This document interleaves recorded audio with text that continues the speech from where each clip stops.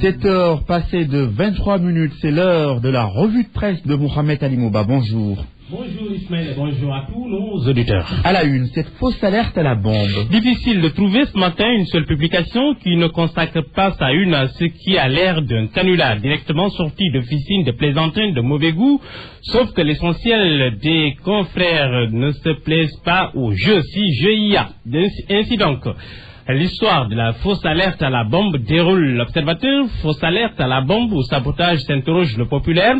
Radisson a le blues, confie le quotidien. L'appel vient de la France, informe l'As. Dakar sous la hantise des attaques terroristes, exagère de son côté Walfadjri. Qu'est-ce qui s'est réellement passé au Radisson Blu?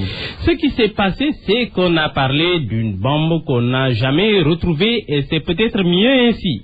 En tout cas, le confrère, donc l'observateur, relate ce qui s'est passé. 18h30, c'est aux environs donc de 18h30 exactement que le réceptionniste en service dans l'établissement hôtelier reçoit un appel faisant état de la présence d'une bombe sur les lieux. Rapidement, poursuit le confrère, le secteur est bouclé par ce que le Sénégal compte de meilleurs en sécurité, la BIP, le GIGN, la section des interventions rapides armées, SIRA, mais aussi par un détachement dénommé LIGO.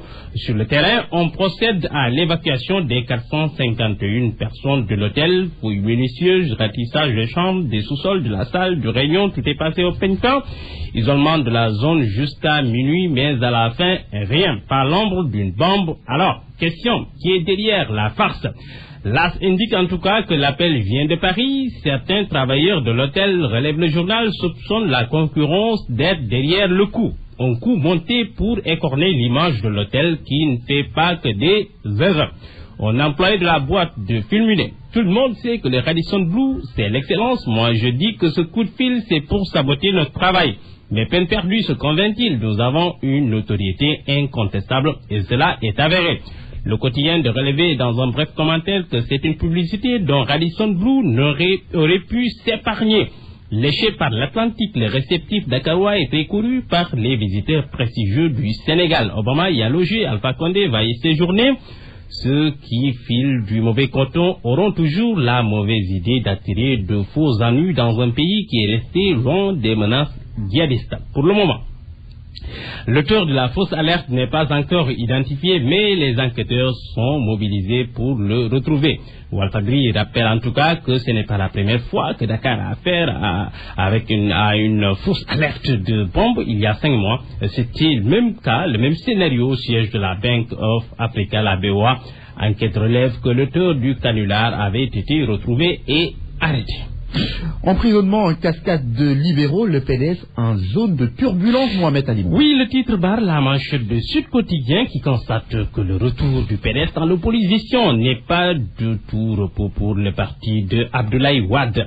Entre l'état jubilatoire de ses instances de base, défection de certains ténors, interdiction de sortie du territoire et guéguerre intestine sur fond de restructuration, le PDS nage en eau trouble. Et pour ne rien arranger, la frange la plus jeune des libéraux est traquée pour le cassage du cortège présidentiel. Dans Enquête, le PDS se démène pour tenter de sortir de cette mauvaise passe. Le confrère note que les libéraux lancent une pétition contre les détentions préventives et pour la libération de Karim Wade. Les avocats de Wade fils affûtent leurs armes et, chose nouvelle peut-être, les libéraux ont avec eux les défenseurs des droits humains. Titre du confrère, le PDS enrôle la société civile. Et puis, Ismaïla Tabaski, 2015, ça devait vous intéresser. Le Soleil pointe en première page que des mesures incitatives sont prises pour un bon approvisionnement en mouton.